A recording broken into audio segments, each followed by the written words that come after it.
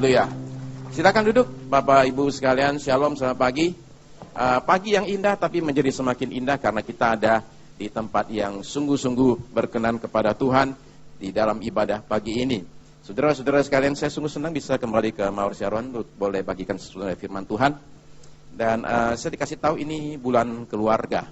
Dan kita tahu bahwa yang ada dalam hati Bapa kita adalah keluarga. Kenapa? Karena dari awal zaman sampai kepada akhir zaman, Allah itu menjalankan rencananya bagi muka bumi ini melalui lembaga yang namanya keluarga. Jadi dengan demikian ini punya posisi sentral di dalam rencana penyelamatan Allah bagi dunia ini. Saudara perhatikan, saya ada satu gambar di sini. Bisakah munculkan slide yang pertama? Bapak Ibu perhatikan gambar ini. Ini saya kasih gambar satu gedung ya. Sudah pernah belum melihat gedung ini? Sudahlah. Ya barusan tadi ini toh. Sekarang kan lagi lihat toh. Sudah lihat belum? Sudah, sekarang ini ya toh. Tapi kalau saya tanya ini bangunan pernah lihat yang benar apa enggak? Jawabannya enggak. Kenapa? Belum dibangun kok, gitu. Belum ada soalnya. Ini baru gambarnya toh aja. Jadi yang sudah dilihat gambarnya, saudara-saudara sekalian. Nah, ini bangunan apa ini? Ini yang di tengah semua ini beberapa ini. Ini adalah bangunan yang dibangun di satu tempat namanya istilah orang Amerikanya ground zero. Tempat itu WTC itu, ya. Jadi sudah roboh sekarang mau dibangun. Saya cuma mau tunjukkan sesuatu yang penting di sini. Yaitu ini lagi dibangun di sana ya. Ini fondasinya, ya. Basementnya kalau istilah kita, ya. Fondasinya ini. Supaya saudara bisa bayangkan, basementnya ini sekitar kira-kira 7 lantai, ya, turun ke bawah. Nah ini kalau dilihat dari atas, ini lubang yang besarnya bukan main, ya. Waktu saya lihat ke sana itu kendaraan itu kelihatan kecil-kecil dari atas, ya. Kira-kira gambarannya itu sudah demikian luas, gedenya bukan main. Apa yang saudara sedang lihat ini adalah suatu menggambarkan kebenaran firman Tuhan tentang sesuatu yang penting yang namanya fondasi. Fondasi itu menentukan kekuatan suatu bangunan. Ya, berapa tinggi kita mau membangun itu tergantung kepada yang namanya fondasi. Fondasi itu menentukan kekuatan bangunan. Maka ini sesuai perkataan Yesus di Matius pasal 7 ayat yang ke-24 sampai 27. Coba kita baca Matius pasal yang ke-7 ayat yang ke-24 sampai ayat yang ke-27. Saya bacakan kata-kata Yesus begini. Yesus berkata, "Setiap orang yang mendengar perkataanku ini dan melakukannya, ia sama dengan orang yang bijaksana yang mendirikan rumahnya di atas batu. Kemudian turunlah hujan dan datanglah banjir, lalu angin melanda rumah itu, tetapi rumah itu tidak rubuh, sebab didirikan di atas batu. Tetapi setiap orang yang mendengar perkataanku ini dan tidak melakukannya, ia sama dengan orang yang bodoh, yang mendirikan rumahnya di atas pasir. Kemudian turunlah hujan dan datanglah banjir, lalu angin melanda rumah itu, sehingga rubuhlah rumah itu, dan hebatlah kerusakannya." Saudara-saudara sekalian, untuk kita bisa membayangkan perkataan Yesus ini, mari coba saudara-saudara coba lihat gambar dua rumah. Dua rumah ini dari segi desain, dari segi model, warna dan lain sebagainya kita anggap sama. Dengan kata lain, kalau dilihat dari luar, kita susah menemukan apa bedanya dua rumah ini. Tetapi kata Yesus, perbedaan itu ada hanya tidak kelihatan. Di mana? Di fondasi tadi itu. Fondasi itu kan tertutup, tidak terlihat. Tetapi ternyata yang tidak terlihat ini justru menjadi kunci segala-galanya. Dan kata Yesus, ada dua kemungkinan. Bapak Ibu sekalian, orang bangun fondasi, ya. Nah, ada kemungkinan pertama, dia bangun di batu, dia bangun di pasir. Adalah penting saudara memahami bahwa Yesus itu bukan sedang bicara orang bangun rumah biasa semata-mata. Rumah ini adalah gambaran sesuatu. Gambaran apa? Setiap kita dalam hidup ini membangun sesuatu. Ada orang sedang membangun seperti saya, sedang membangun namanya pelayanan. Ada orang lain lagi membangun usaha, bisnis. Ada yang lain membangun karirnya. Ada yang lain membangun rumah tangga atau keluarga. Nah, semua ini didasarkan pada prinsip yang sama, yaitu bahwa fondasi itu menentukan kekuatan dari yang kita bangun ini. Entah itu rumah tangga kita, entah itu usaha kita, entah itu pekerjaan kita, apapun juga, fondasi itu sangat amat menentukan. Seperti yang saya bilang tadi, fondasi menentukan kekuatan bangunan. Tapi saya juga ingin katakan begini, yang dikatakan oleh Yesus, yaitu bahwa ujian itu pasti akan datang apapun fondasimu. Entah fondasimu kuat, fondasimu lemah, ujian itu pasti akan datang dalam bentuk yang dikatakan Yesus, turunlah hujan, datanglah banjir, dan datanglah angin. Jadi selalu akan ada yang namanya ujian. Nah, waktu ujian itu akan ketahuan fondasinya bangunan kita ini apa. Fondasi bisnis saya ini apa. Fondasi rumah tangga saya ini apa. Ada dua kemungkinan, tadi kata Yesus, batu dan pasir. Nah, kalau saudara-saudara mendengar ada orang bilang dia bangun rumah di pasir, saudara kira-kira apa nggak ketawa? Sudah tahu pasir kok masih bangun rumah di situ sih? Tapi kan Yesus bicara konteks orang di Timur Tengah. Kan pasir itu ada di mana-mana di sana itu. Gurun pasir di mana-mana itu. Nah, saya, Bapak Ibu sekalian, itu besar di pinggir sungai. Sungai Kapuas. Jadi saya bisa cerita, banyak orang bangun rumahnya di atas lumpur. Sudah tahu lumpur, masih bangun rumah juga gitu. Ya. Nah, kenapa? Saya kasih tahu. Karena bangun rumah di pasir, atau bangun rumah di lumpur, ini bicara sesuatu yang cepat dan murah. Zaman sekarang kan apa-apa itu kalau bisa cepat dan murah, toh. Kita mau serba cepat, segala-galanya itu cepat. Nah, termasuk orang bangun bisnis, dia pakai potong kompas. Dia bikin barang, dia potong kompas kualitasnya dan lain sebagainya. Nah, ini yang dikatakan membangun di pasir.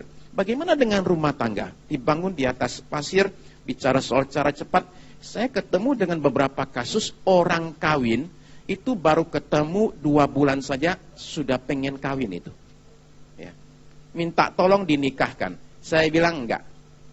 Carilah tempat lain, di sini tidak. Kenapa? Karena sudah jelas sekali dari kasus yang saya tangani, bahwa rumah tangga itu gampang sekali rapuh, gampang mengalami gangguan dan kemudian goncang. Karena apa? Karena tidak saling mengenal. Baru 2 bulan mau kenal apanya itu. Ya. Nah, maka saya katakan begini, orang kawin itu zaman sekarang itu suka keliru itu. Keliru prinsipnya. Waktu pacaran, dia tutup mata rapat-rapat. Sesudah kawin, dia baru buka. Saya bilang mestinya dibaliklah. Waktu pacaran, buka mata lebar-lebar. Waktu kawin, tutup sebelah. Kalau bisa dua-duanya. Ya toh? Karena gini, pada waktu orang masih namanya pacaran itu, segala sesuatu indah semua. Ya, indah semua itu. Ada hamba Tuhan cerita sama saya begini. Saya suka makan, ini ibu-ibu ya. Saya suka makan katanya. Memang kelihatan dari ini ya, dari porsinya. Nah, dia bilang saya suka makan. Cuma waktu saya pacaran itu, wah, saya itu diajak makan. Saya makannya sedikit sekali, ditanya. Loh, kok nggak makan banyak? Sudah kenyang katanya. Nggak apa-apa tambah lagi? Enggak. Sama di rumah masak sendiri lagi ya. Nah, karena kita waktu pacaran itu kita memakai topeng. Pakai topeng kita itu. Nah, untuk membuka topengnya tidak usah lama-lama, cukup 1 minggu. Setelah 1 minggu kita baru tahu, ini orang betapa joroknya. Dia bisa begini, habis itu lanjut begini, terus begini. Kelihatan semua itu, bahwa dia kalau malam tidak mau gosok gigi. Ya. Kelihatan dia kalau pakai baju itu bisa berhari-hari nggak ganti. Semua akan kelihatan dalam waktu 1 minggu. 1 minggu kumpul terus, tinggal satu rumah, tidur di satu ranjang, ya. Makan bersama, pakai mobil yang satu, juga itu kamar mandi juga satu, dipakai bareng-bareng. Saudara bisa bayangkan semuanya akan kelihatan dan banyak orang jadinya mengalami yang namanya kekecewaan karena itu. Jadi karena itu saudara sekalian, orang kawin tidak boleh potong kompas. Nah, bangun rumah di pasir cepat, seumpama si A dan si B sama-sama membangun, yang duluan selesai siapa? Yang pasir. Dan dia ketahuan temannya tuh. Ya ampun, mulainya bareng, ya toh. Bahannya semua bareng. Aku sudah masuk rumahnya, kamu masih di fondasi. Tapi fondasi itu penting, saudara-saudara sekalian. Dia menentukan kekuatan bangunan, dan ujian pasti akan datang. Pasti, apapun fondasimu. Lalu kemudian Yesus itu mengajar kita juga bahwa kita ini sebenarnya memilih fondasi apa yang kita bangun. Kita memilih, saudara-saudara sekalian, berdasarkan suatu tindakan kita. Jadi sekarang kita bicara konteks keluarga, rumah tangga. Rumah tangga Bapak Ibu sekalian itu fondasinya apa? Batu atau pasir?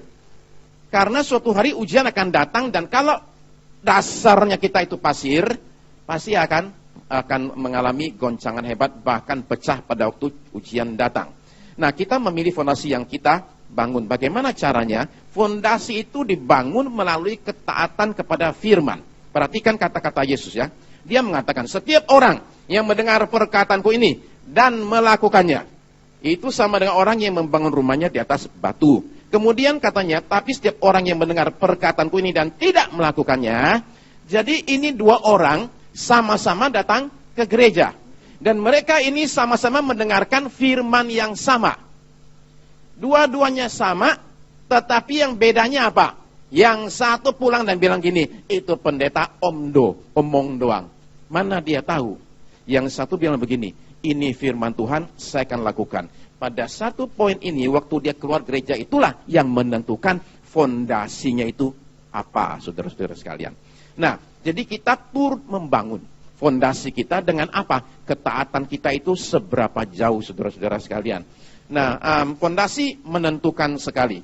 Tetapi Yesus berkata begini, ini perlu kita perhatikan, garis bawahi. Saya ulang ayat 24. Setiap orang yang mendengar perkataanku, itu ada satu kata kecil sekali di situ. Setelah perkataanku itu, kata apa itu? Ini. Yang ini, bukan yang itu. Ya, yang ini nih. Yang ini apa? Perkataanku ini bicara perkataan yang mana nih? Nah, perkataanku ini itu berbicara tentang Matius pasal 5, 6, 7. Jadi perkataanku ini tadi ini. Jadi Bapak Ibu sekalian, kalau Bapak Ibu ingin membangun fondasi rumah tangga yang kuat, maka Matius 5, 6, 7 itu betul-betul harus kita perhatikan dan baca. Nah, waktu kita membaca, kita menemukan sesuatu yang barangkali agak mengagetkan. Kenapa? Karena di Matius 5, 6, 7, Yesus itu tidak bicara berbagai hal yang muluk-muluk. Dia itu bicara tentang sikap hati kita dan perbuatan kita. Kata lain adalah karakter kita itu bagaimana sebagai seseorang Kristen. Nah, pagi ini saya akan membawa Bapak Ibu melihat seluruh pasal 5. Oke, jangan khawatir, ini cepat saja. Kereta api ekspres, tidak akan lama-lama sampai nanti siang, enggak. Oke, kita mulai dengan yang pertama, Matius pasal 5. Bapak Ibu coba perhatikan di ayat-ayat yang di awal, yaitu saya tuliskan di sini. Ayat 3 sampai 12, Bapak Ibu tahu ini ceritanya, Yesus bicara soal sabda bahagia. Apa hubungannya dengan rumah tangga? Saya yakin Bapak Ibu sekalian, kalau kawin itu tujuannya apa? Mencari kebahagiaan. Ya kan? Kita kawin itu pasti mencari yang namanya kebahagiaan rumah tangga. Nah, saya setuju kita mencari kebahagiaan, tetapi barangkali orang mesti bertanya caranya itu bagaimana supaya bisa bahagia. Jadi kita sepakat manusia mencari kebahagiaan, tapi cara bahagianya bagaimana? Itu yang masih bisa kita bisa diskusikan. Nah, umpama begini, banyak orang itu kalau mau kawin, itu suka berpikir begini, saya akan bahagia kalau saya kawin dengan si A. Maka kemudian dia kejar dia selama bertahun-tahun. Ya. Setelah 7 tahun, ya sudah genap sempurna, angka 7, akhirnya dia berhasil menikah lah ya. Nah, pada keadaan demikian, seseorang masuk rumah tangga, bayangan dia itu saya akan bahagia. Nah, waktu dia masuk rumah tangga, dia temukan ternyata tidak seperti itu. Sebab umpama salah satu hal di Indonesia ya, bukan di tempat lain, di Indonesia. Beberapa psikolog menemukan begini, bahwa di Indonesia itu rumah tangganya agak khas, yaitu wanita yang kuat menikah dengan laki-laki yang belum dewasa. Banyak kasus demikian. Jadi prianya itu masih tanda kutip, masih anak-anak secara kejiwaan, menikah dengan seorang wanita yang kuat. Akibatnya si wanita ini pusing, kenapa? Ini kok kayak anak kecil. Padahal badan sudah gede. Itu gambar yang betul. Badan sudah gede, tapi sikapnya masih kekanak-kanakan. Oke? Satu kasus yang saya tangani agak aneh. Itu suaminya itu kalau marah akan duduk di lantai dan pukul-pukul lantai. Umurnya 52 tahun. Oke? Kalau marah banting-banting kaki, ada seperti itu, ya. Jadi bayangkan istrinya lihat itu, apa yang mesti kuperbuat, ya. Nah, jadi bahagia itu didapat dari mana? Menurut Yesus, bahagia itu didapat dari suatu sikap atau perbuatan tertentu, bukan dengan kawin dengan orang tertentu. Ya. Saya kasih contoh ya, orang ini mungkin Bapak Ibu pernah dengar yang suka baca buku. John Maxwell. Gembala sidang sekaligus pembicara seminar. John Maxwell karang buku sudah 340. Bukunya bagus-bagus semua, bicara tentang kepemimpinan. Nah, suatu hari dia bukan bicara, tapi mendengarkan seseorang bicara. Yang bicara siapa? Istrinya, nyonyanya, bicara di satu seminar. Jadi dia cerita dia duduk di situ, dan kemudian forum tanya jawab. Ada yang tanya begini, Mrs. Maxwell, Nyonya Maxwell, apakah John Maxwell membuat Anda bahagia dalam rumah tangga? Wah, kata John Maxwell, dengar gitu aku tegang juga jawabannya apa. Karena kata istrinya, enggak. Ini katanya, ini hamba Tuhan bilang rasanya sudah pengen kabur itu. Kenapa? Istri bilang enggak. John Maxwell tidak bisa bikin saya bahagia. John Maxwell suami saya, pakar kepemimpinan ini, gembala sidang ini, tidak bisa bikin saya bahagia. Lah, semua orang berpikir, alangkah buruknya rumah tanggamu kalau demikian. Parah-parah amat, ngaku di depan umum lagi. Tapi dia bilang gini, soalnya saya bahagia apa enggak tergantung pada John Maxwell. Saya bahagia atau tidak, tergantung kepada keputusan saya. Dan saya pikir itu kita perlu memikirkan Bapak Ibu sekalian. Karena begini, poin saya yang kedua ini diambil dari Matius pasal 3:16. Itu mengatakan suatu rumah tangga itu akan kokoh kalau kita itu waktu masuk rumah tangga ini, kita itu bukannya menuntut, tapi kita ini memberi. Banyak orang masuk rumah tangga menuntut sesuatu. Apa itu? Bahagiakanlah saya. Nah, saya karena konseling pranikah, banyak orang yang datang mau konseling, saya suka tanya pertanyaan ini. Kenapa pengen kawin sama dia? Ya. Dan kalau saya suruh pandang satu dengan yang lain, berkali-kali terjadi, selalu sama aja. Pandanglah calon suamimu atau istrimu. Saya heran, apanya yang lucu? Saya bilang, tolong dilihat lagi. Tolong lihat lagi, lihat baik-baik. Tolong lihat baik-baik, karena selama 50 tahun berikut, wajah ini akan nongol terus. Dia akan muncul di kamar tidur, di kamar mandi, dia muncul di mobil, di meja makan, di mana kamu pergi, ini wajah nempel terus. Kira-kira tahan nggak? Tolong mikir sebentar. Sejauh ini nggak ada yang bilang nggak sih, semua maju terus, pantang mundur. Nah, lalu saya tanya, kenapa pengen kawin sama dia? Nah, kalau jawabannya begini, aku pengen bahagia. Pengen dapat kebahagiaan dari dia. Oops, out. Out. Yang demikian siap-siap tidak bahagia.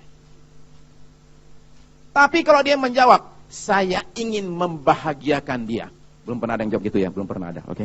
Nah, saya ingin membahagiakan dia. Belum pernah saya dengar, dan itu yang saya pengen dengar. Saya, Pak, ingin membahagiakan dia. Ini rumah tangga akan sangat amat luar biasa. Karena waktu masuk, Dia menjadi garam dan terang, kata-kata Yesus. Dia itu menjadi garam dan terang di mana? Di dalam rumahnya sendiri. Dia menjadi berkat bagi istrinya, bagi suaminya. Dia tidak mulai dengan menuntut. Bapak Ibu kalau mau tahu, enak nggak hidup dengan satu orang yang kerjanya nuntut terus? Ya, nuntut terus, nuntut terus, nuntut terus. Saudara tahu, ya, bahwa di dalam Tuhan kita dengan Bapa di sorga, kita pun juga diajar jangan menuntut. Pagi-pagi bangun, mana bagian saya? Siang-siang jangan lupa loh, sore-sore, loh kok belum ada? Nah kalau saudara begini terus, saya bilang, Tuhan saja di sorga aja, dia juga bisa pusing loh. Nah diam seruman orang demikian, karena dia mengatakan, aku ingin tinggal dalam rumah Tuhan sepanjang masa. Dan Tuhan bilang, aku pindah rumah aja deh. Kenapa? Nggak tahan hadapi orang yang nuntut terus. Jadi saya mengatakan, supaya rumah tangga kita kuat, kuncinya itu salah satunya diajar Yesus adalah jadilah terang, jadilah garam. Berilah dan bukannya menuntut dan menerima. Menuntut ini betul-betul bikin orang capek, saudara-saudara sekalian. Bikin orang rasanya terbebani sekali. Dia nuntut terus ditambah sudah nuntut dan dia mengomel terus dan ngomong bolak-balik hal yang sama. Lama-lama kuping kita itu betul-betul nggak tahan, saudara-saudara sekalian. Itu siksaan mental menurut saya, mendengarkan omongan yang sama bolak-balik berkali-kali, saudara sekalian. Khotbah juga gitu toh. Ya, saudara tahan nggak dengar khotbah yang sama berulang-ulang? Nggak, saya pernah ngalami soalnya. Mendengar khotbah yang sama selama 1,5 bulan. Kenapa? Saya penterjemah. Oke. Ini pendeta keliling Indonesia. Saya penterjemah selama 1,5 bulan, khotbah cuma 1. Setelah setengah bulan, saya sakit, saudara-saudara sekalian. Jadi setiap kali mau maju ke mimbar, saya ke toilet ngapain? Muntah-muntah, stres. Pasti dia khotbah itu lagi, pasti dia khotbah itu lagi. Dan saya sakit, saudara-saudara sekalian. Akhirnya saya bilang, kenapa nggak saya khotbah, dia terjemahin aja, ya toh? Sama juga, nggak bisa dibedain lagi, sudah saya hafal semua itu. Nah, jadi kalau orang ngomongnya bolak-balik sama terus, ya. Bayangin, setelah 5-6 tahun, masih diomongin satu persoalan 5-6 tahun lalu itu loh. Pak, 5 tahun lalu itu Pak, kan dia minjam duit saya. Jadi suami istri saling minjam duit. Dan dia belum bayar loh Pak, saya nanya terus loh. Itu enggak, didiam aja tuh, saya bilang sudahlah, oke. Itu lupakan aja lah tuh. Kenapa? Itu suami istri tuh. Masa nagih, ya kan? Bisa bayangin nggak? Debt collector kalau datang, seminggu sekali aja kita sudah pusing. Apalagi diam di rumah kita. Ya. Bayangin debt collector, suami kita apa istri kita yang nagih janji terus itu loh. Ya. Apa nggak berat tuh rumah tangga, saudara sekalian? Jadi belajar untuk memberi, saudara-saudara sekalian. Yang lanjut, ayat 21-22, di Matius pasal yang ke-5, saudara-saudara sekalian. Yesus itu bicara tentang sesuatu yang sangat penting, bagaimana menangani kemarahan. Saudara sekalian, ini adalah rangkaian dari dia bicara 21 tentang maksud saya ayat yang ke-20, dia bicara soal kerohanian kita itu penting sekali. Dimulai dengan apa? Dimulai dengan kamu telah mendengar yang difirmankan kepada nenek moyang kita. Jangan membunuh, siapa membunuh harus dihukum. Tetapi aku berkata kepadamu, setiap orang yang marah terhadap saudaranya harus dihukum. Siapa yang berkata kepada saudaranya, kafir, harus dihadapkan ke mahkamah agama. Dan siapa yang berkata, jahil, harus diserahkan ke dalam neraka yang menyala-nyala. Jadi, Bapak Ibu sekalian, kemarahan itu bisa demikian buruk pengaruhnya terhadap suatu rumah tangga. Yesus sampai kasih peringatan ini. Nah, jelas Alkitab itu tidak melarang orang marah. Ya, perlu diperhatikan. Di perjanjian lama, kata marah, murka, dan sejenis itu munculnya itu sekitar 450 sekian kali. Ya, kata marah, murka yang mirip-mirip itu. Dari 450 sekian kali itu, 370 sekian kali diantaranya, itu bicara siapa yang marah. Tuhan marah. Jadi marah itu sendiri tidak salah. Efesus pasal 4, ayat 26 berkata demikian. Jikalau kamu marah. Jadi, jikalau kamu marah, jangan berbuat dosa. Jadi perhatikan ya, marahnya sendiri nggak dosa, ya. Tapi ada titik duanya itu. Apa itu? Janganlah matahari terbenam sebelum padam amarahmu. ada semacam kemarahan yang sedemikian mengerikannya dan bisa membuat orang membunuh. Itu yang dimaksud oleh Yesus. Bapak Ibu tahu ya, bahwa biasanya itu yang terjadi kasus-kasus mutilasi itu. Pemotongan mayat dipotong. Yang motong itu biasanya siapa itu? Biasanya orang paling dekat itu. Kenapa? Karena begini, dalam setiap rumah tangga, pengharapan itu tinggi sekali. Tinggi. Ya. Kadang-kadang tidak realistis. Ya. Contoh lah, suami pergi ke luar kota atau luar negeri. Oke. Lah, pulang bawa oleh-oleh. Istrinya tidak bahagia dengan oleh-oleh itu. Dia cembetut aja, nggak dilihatin. Lalu ditanya, emang nggak suka? Ya memang nggak suka. Terus kamu sukanya apa?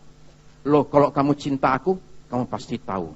Loh, aku cinta kamu, tapi tetap nggak tahu tuh. Nah ini yang saya katakan, ini tidak realistis ini. Kamu harus tahu maunya saya apa. Tidak realistis, saudara-saudara sekalian. Ya. Nah begitu pengharapan tinggi itu tidak tercapai, yang muncul itu apa? Yang muncul itu kekecewaan, kemarahan.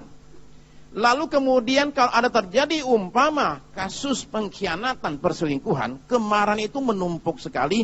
Ada semacam kemarahan yang bisa bikin kita bunuh orang. Nah itu yang Yesus katakan, bahwa kalau sudah demikian, sekalipun cuma baru ada niat dalam hati, itu sudah dianggap sama dengan membunuh. Ya, hati-hati yang demikian. Kenapa?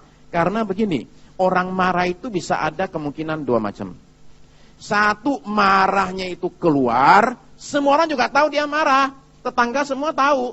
Ya, ini yang saya tangani bertahun-tahun yang lalu. Istrinya itu kok lagi marah teriak di depan rumah, suami saya gila, ya kayak gitu. Ya. Semua orang tahu ini lagi ribut ini ya, satu gang sudah tahu semua. Nah itu yang pertama ya, yang tipe yang saya sebut eksplosif. Jadi dia meledak, meletus, boom, semua orang tahu dia marah. Biasanya habis marah kayak gitu, kadang-kadang dia udah gak jadi masalah. Habis marah udah, selesai. Cuma sakit hatinya pindah ke yang dia marahin, itu aja. Ya dia gak tahu. Ya, dia pikir, pokoknya sudah marah, saya udah kok, saya orang gak gitu kok. Saya cuma marah sebentar aja, habis saya udah gak marah, udah oke. Ya tapi sana model terbalik, apa itu? Nyimpen di dalam. Dia marah, tapi gak ada yang tahu dia marah. Ini bahaya. Karena dia numpuk, dan dia membawa penyakit beserta dengan dia, banyak sekali numpuk sampai di sini. Ya. Sebentar lagi dia sudah akan meledak. Nah begini, ini yang orang bilang hati-hati dengan kemarahan orang sabar. Orang sabar, dia nggak sabar-sabar amat itu. Dia cuma pintar nahan marah.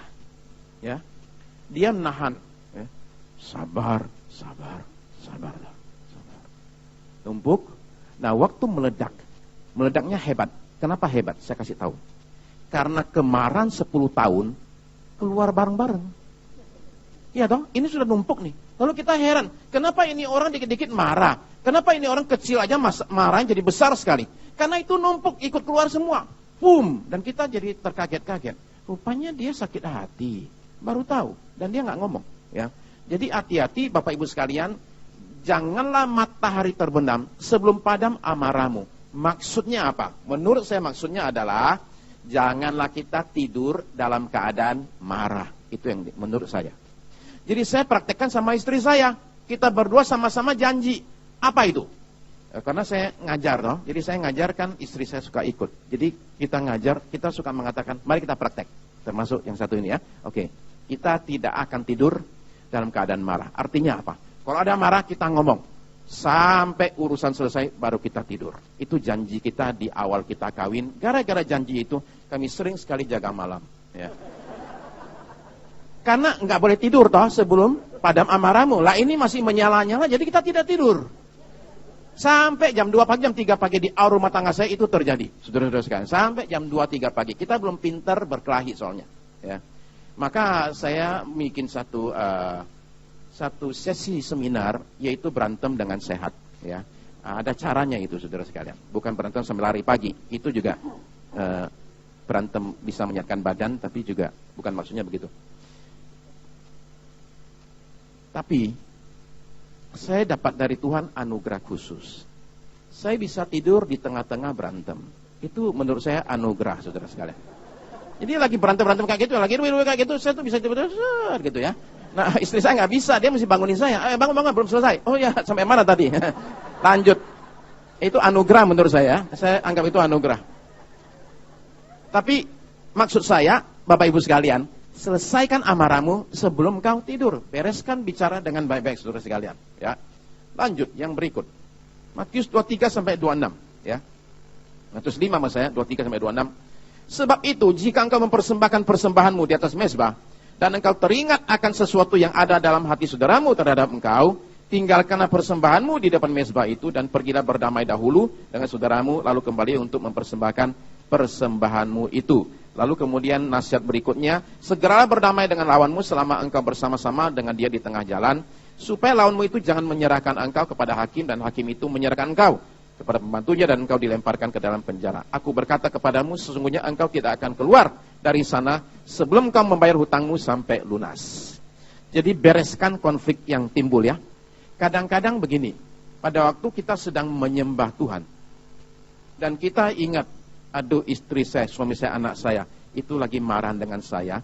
Usul perintah dari Tuhan Yesus adalah, mendingan berhenti dulu doanya, pergi bereskan dulu, ya, selesaikan dulu baru kembali.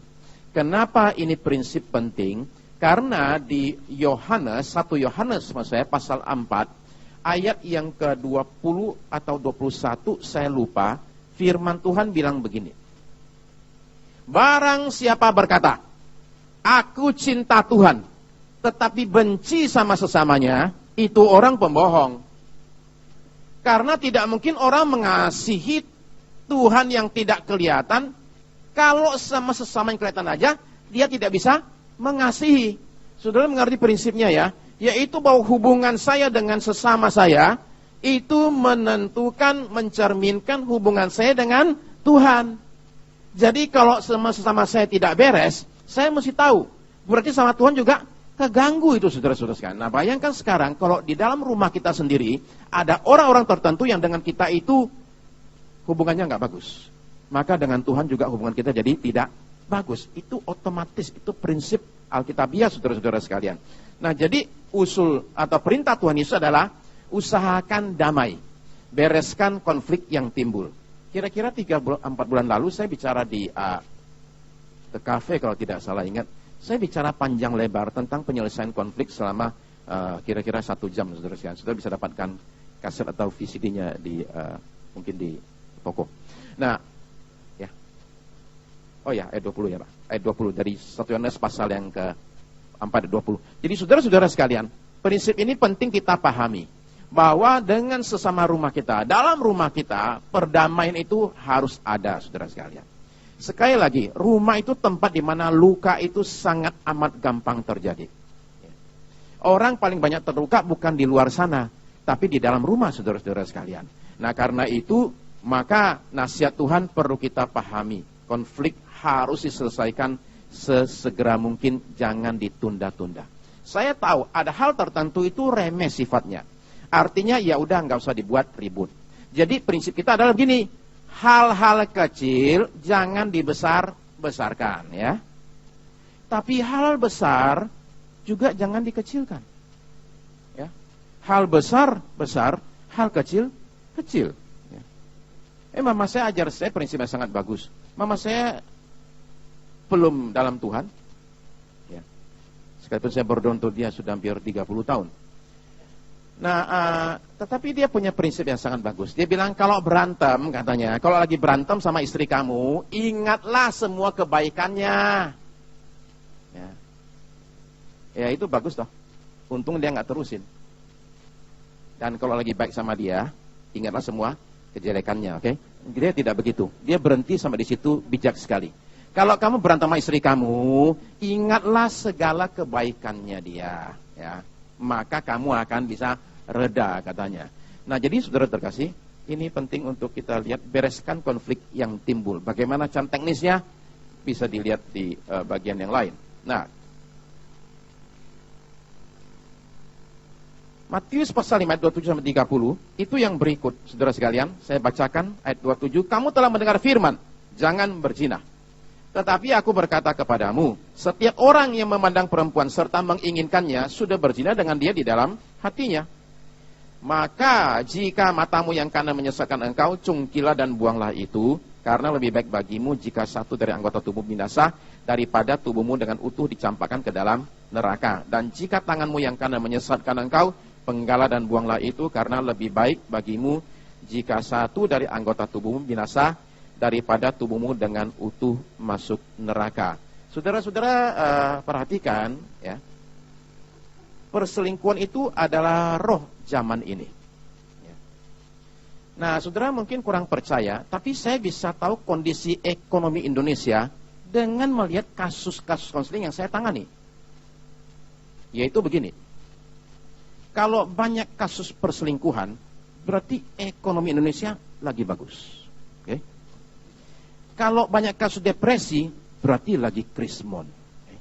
Ini saya tahu gara-gara krismon kemarin tahun 2008, itu banyak yang datang itu dulu banyak sekali yang perselingkuhan, lebih dari separuh. Sekarang terbalik, lebih dari separuh kasus depresi. Lalu saya sadar, rupanya krisis moneter. Ya. 2 tahun kemudian perselingkuhan muncul lagi. Kenapa? Ekonomi membaik. Jadi saya tidak usah baca koran, tidak usah baca TV. Cukup perhatikan ini kasus yang datang, kasus apa. Oh, perselingkuhan, ekonomi lagi bagus. Ya. Nah, depresi ya. Oh, lagi krismon kah? Nah, demikian saudara sekalian. Jadi ini, tapi menurut saya ini adalah sesuatu yang gejala zaman. Ya. Roh zaman ini adalah roh perselingkuhan.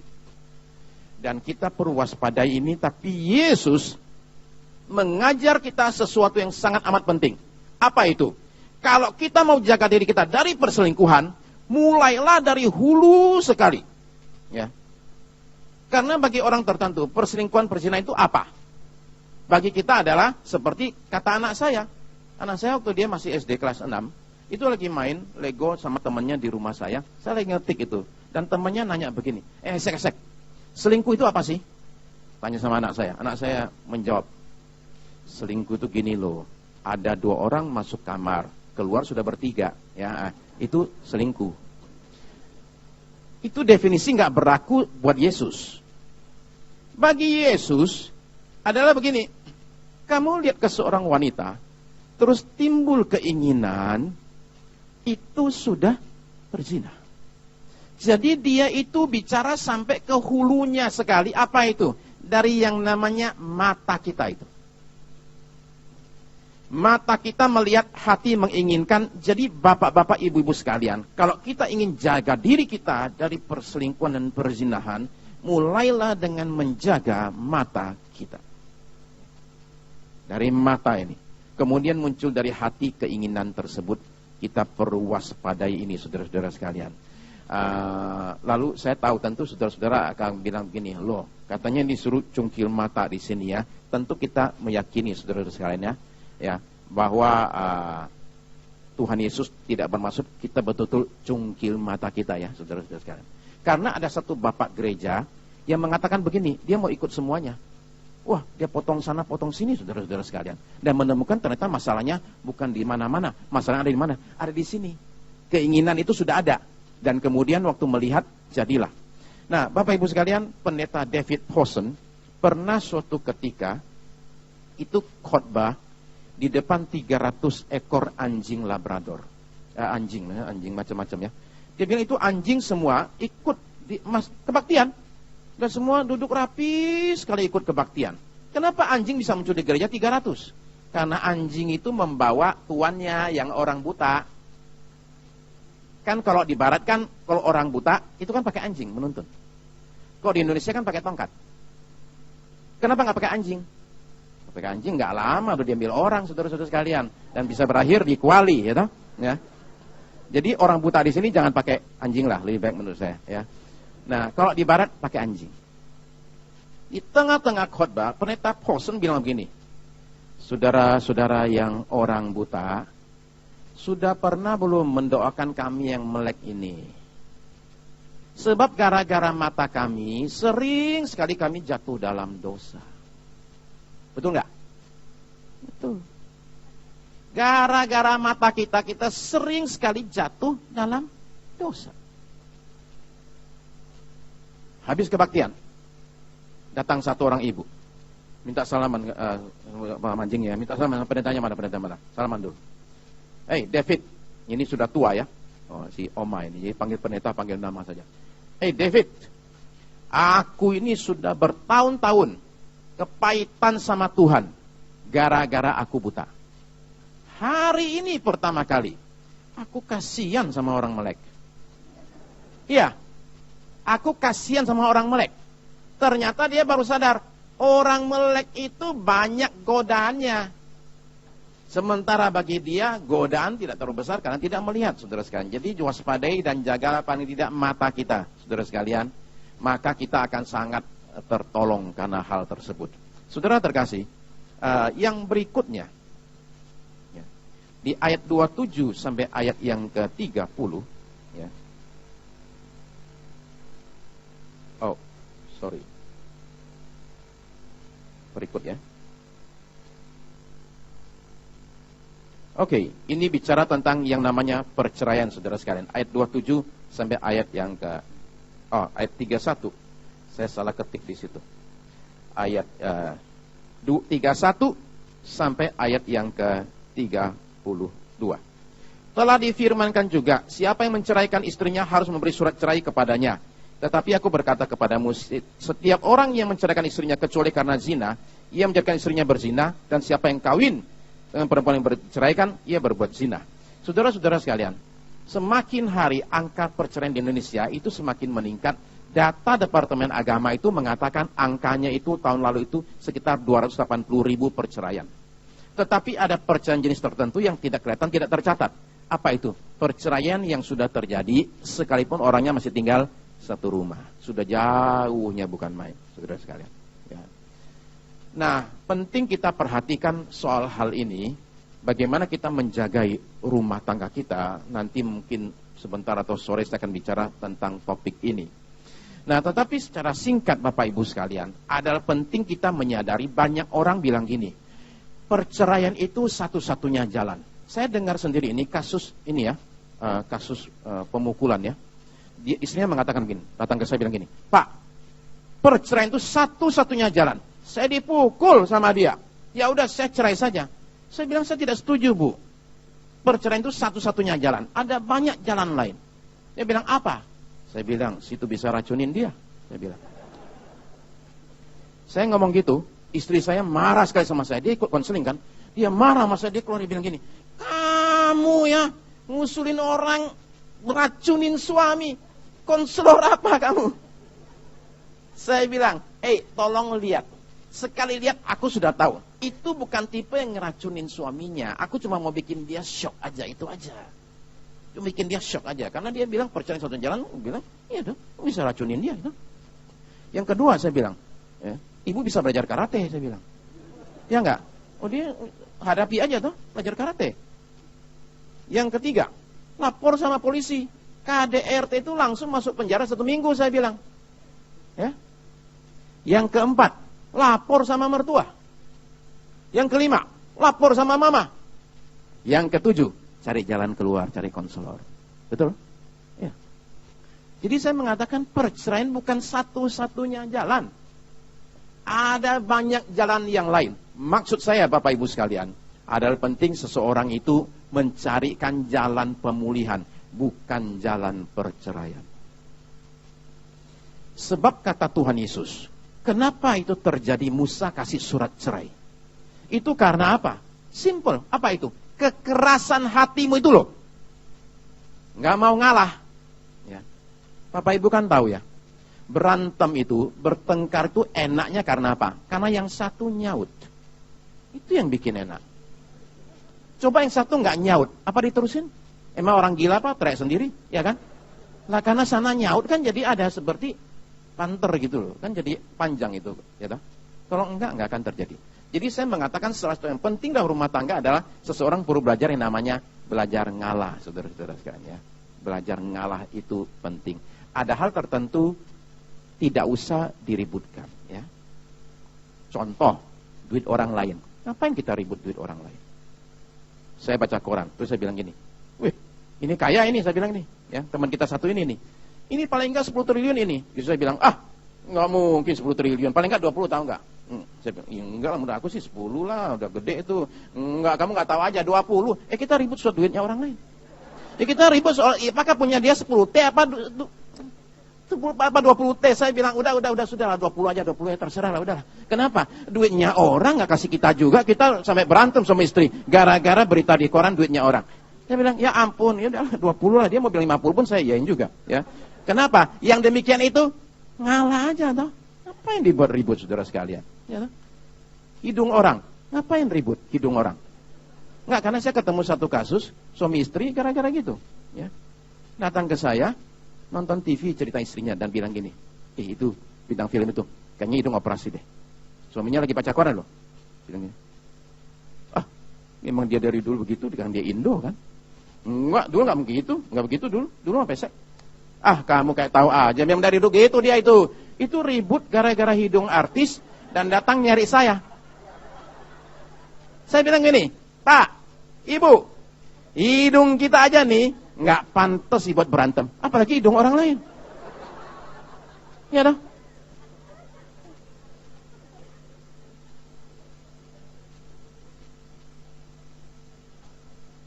Lanjut. Ini dia. Matius pasal 5, 33 sampai 37, saudara sekalian. Itu Yesus bicara tentang kata-kata kita, itu harus bisa dipegang, jujur, transparan. Sayangnya, orang kalau bohong, nggak seperti Pinocchio. Oh gitu, Pinocchio ya. Dia kalau bohong, hidungnya tambah panjang. Itu saya berpikir beberapa suami ya, kalau kena kayak gini, itu nggak bisa kemana-mana loh. Kenapa? Karena gerak dikit nyenggol, saking panjangnya hidungnya itu, ya. Tambah terus. Ya. Nah, saya kasih tahu Bapak Ibu, kenapa Yesus minta kita bicara apa adanya dan jujur? Karena orang kalau bohong itu capek. Capek apa? Capek ngingat kemarin aku bilang apa ya? Betul nggak? Nah, iya, itu yang bikin capek. Kemarin ngomong apa ya? Lupa lagi. Sementara istri kita super memory. Semua kata kita 10 tahun lalu pun dia masih ingat. Ya. Nah, capek itu. Jadi paling enak itu jujur terbuka saja daripada kita nutup-nutupin di belakangnya nanti kalau ketahuan repot itu. Dan problem lain begini, bahwa orang kalau mulai dengan satu kali bohong, dia harus bohong kali kedua. Kenapa? Untuk menutupi kebohongan yang pertama. Panjang deh, ya.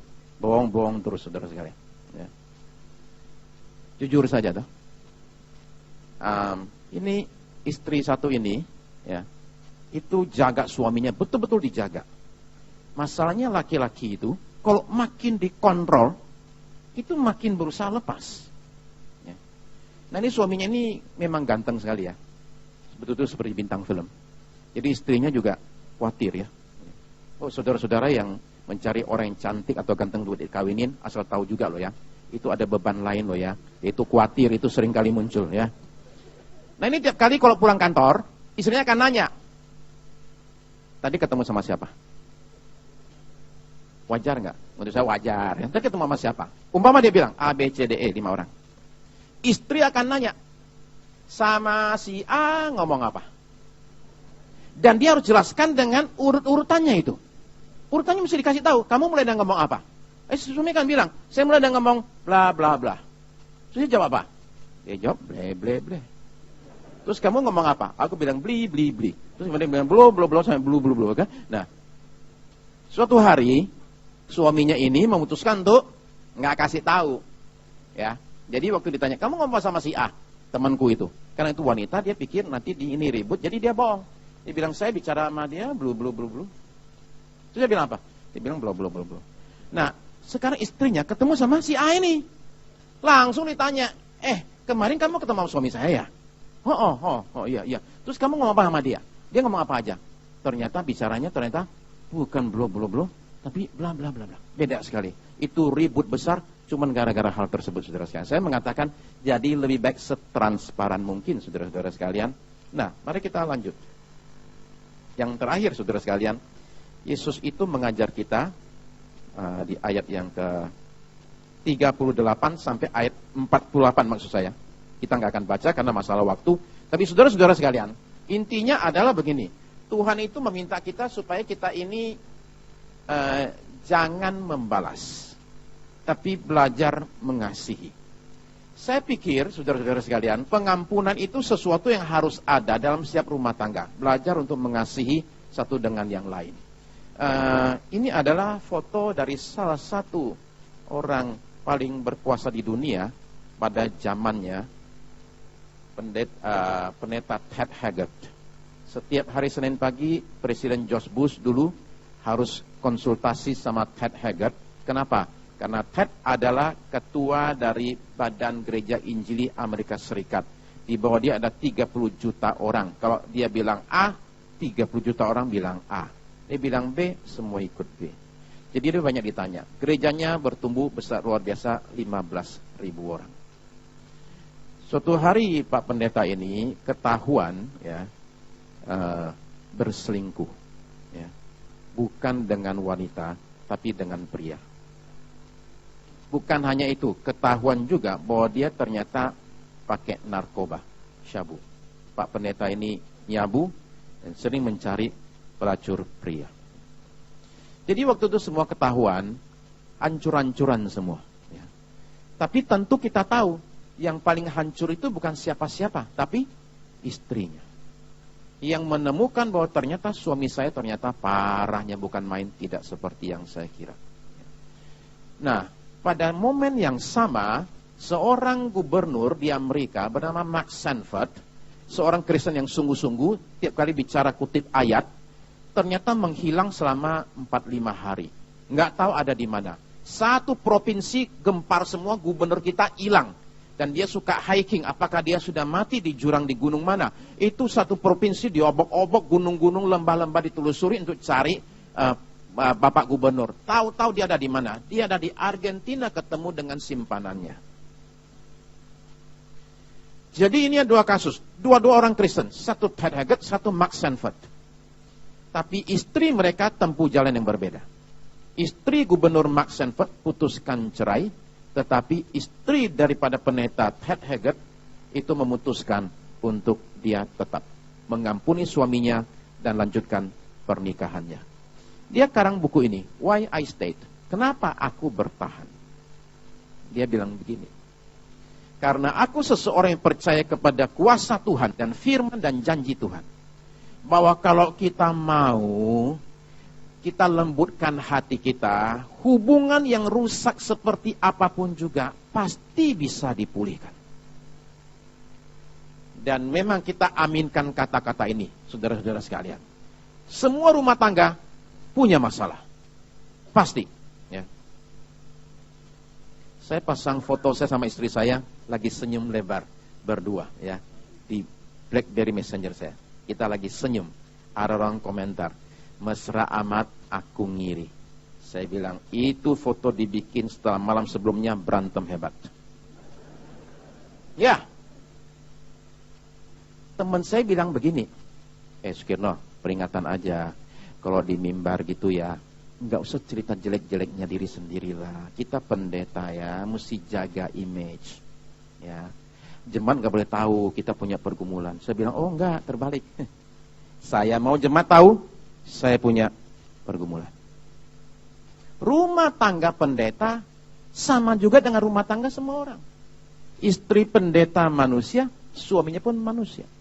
Semua kita punya pergumulan. Karena saya punya pergumulan, waktu saya mengkonseling orang, saya bisa merasakan sakitnya itu apa. Kayak apa sakitnya, punya istri begini, punya suami demikian. Saya belajar untuk tidak menghakimi orang. Kenapa? Karena saya sendiri juga punya masalah. Tapi kuncinya kan bukan apakah kita punya masalah apa enggak. Kuncinya kan begini loh, kalau punya masalah kita apain masalahnya? Kita mesti belajar untuk menyelesaikan masalah, itu yang saya maksud. Dan tidak lari dari masalah. Dengan jalan kita lari ke perselingkuhan, lari ke minum, lari ke narkoba, atau mungkin lari benaran alias kita cerai, saudara-saudara kasih. Apapun yang jadi pergumulan kita, saudara tahu di dalam Tuhan, setiap masalah itu ada jalan keluar. Tidak ada, haleluya, Kemuliaan bagi Tuhan. Tidak ada masalah yang tidak bisa diselesaikan, Bapak Ibu sekalian. Asal kita mau lembutkan hati kita dan siap berubah, semua akan beres. Seseorang itu berharga itu kapan, Bapak Ibu sekalian? Seseorang itu berharga dalam hidup kita ada 3 kemungkinan. Nomor 1, kalau masih punya orang lain. Kita lihat kita suka ngiri. Ya. Kemungkinan kedua dia berharga. Kalau jadi milik kita baru seminggu. Ya. Wah, itu luar biasa itu. Kemungkinan ketiga, seseorang berharga kalau kita kehilangan dia. Waktu itu kita baru sadar betapa berharganya dia. Maka jangan heran di depan peti mati banyak orang histeris, pingsan-pingsan. Kenapa? Baru sadar dia sangat amat berharga. Saya akan tutup dengan satu video ya.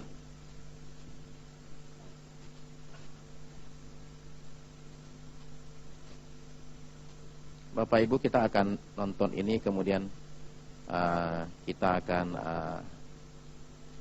tutup dengan doa.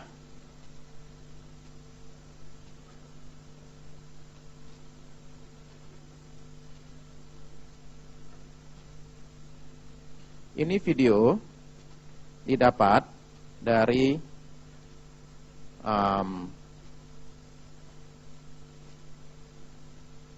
satu website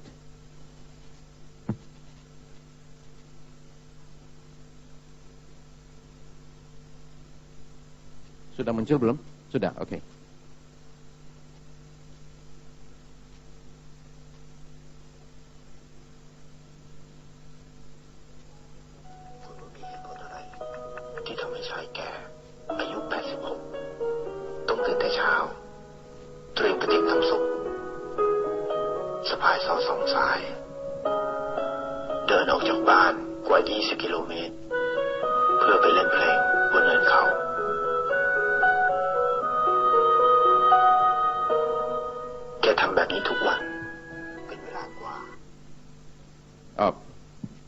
Sebentar ya.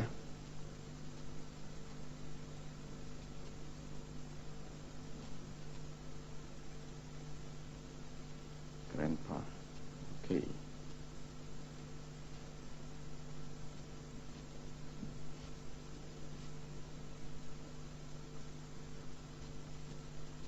Oke, tunjukkan itu oke.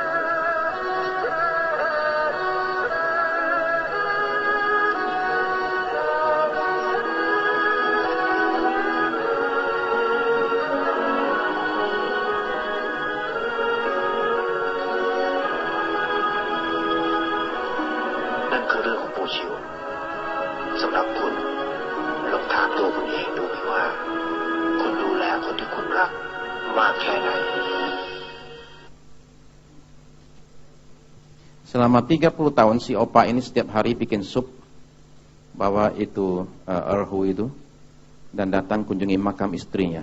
Dan setiap hari tuangkan sup, mainkan lagu untuk istrinya. 30 tahun jalan kaki sejauh 16 km.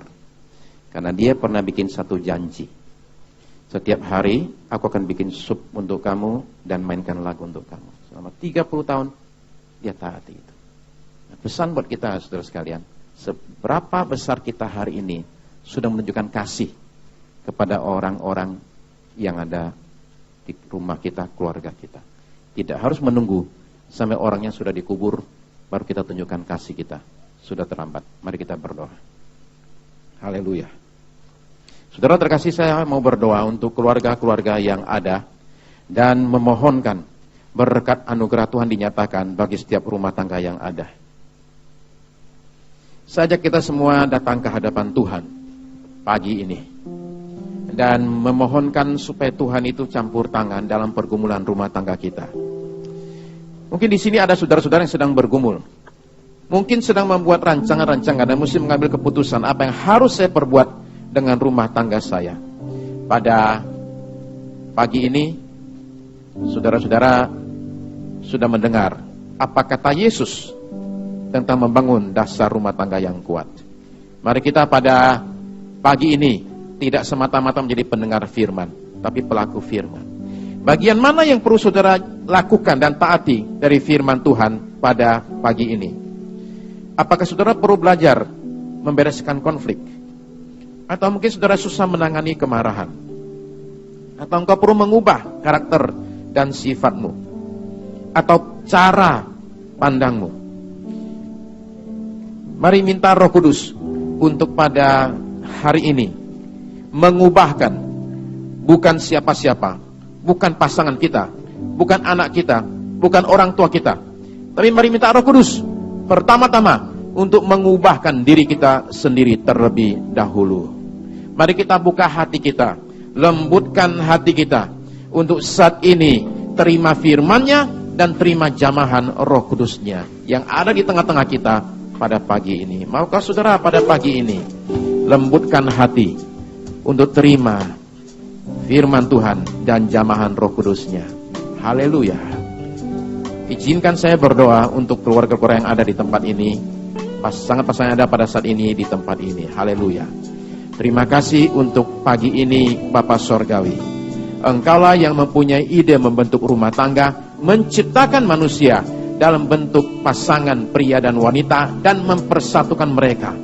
Terima kasih untuk anugerah-Mu bagi kami manusia, memberikan kami lembaga yang bernama rumah tangga ini. Hamba-Mu sekarang mendoakan setiap rumah tangga yang ada. Tuhan, kami menyadari bahwa kami sendiri perlu berubah. Kami tidak akan tudingkan jari kami dan menuntut orang lain berubah, tapi kami sendiri akan mengakui bahwa kami sendiri perlu berubah dulu. Karena itu, mari Bapa Surgawi nyatakan pertolongan-Mu melalui Roh-Mu yang kudus untuk berkarya di dalam hati setiap kami. Karena tak seorang pun di sini tidak perlu berubah. Semua kami perlu diubahkan oleh Roh-Mu. Jadi sekarang kami buka hati kami.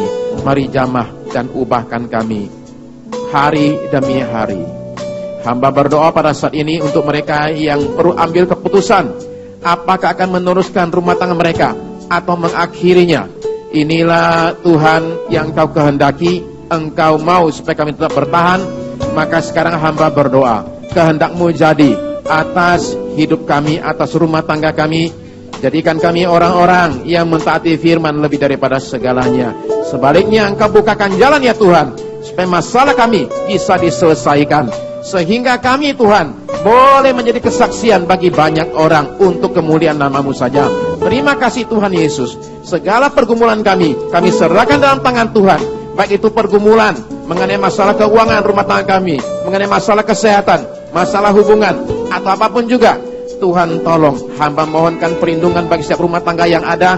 Lindungi dan pagari setiap rumah tangga yang ada ya Tuhan, dari serangan kuasa kegelapan atau tipu daya manusia. Dan kiranya nama Tuhan dipermuliakan melalui rumah tangga kami. Tuhan Yesus, terima kasih ya Tuhan. Lepaskan berkat-Mu bagi setiap rumah tangga yang ada pada saat ini, dalam nama Tuhan Yesus Kristus.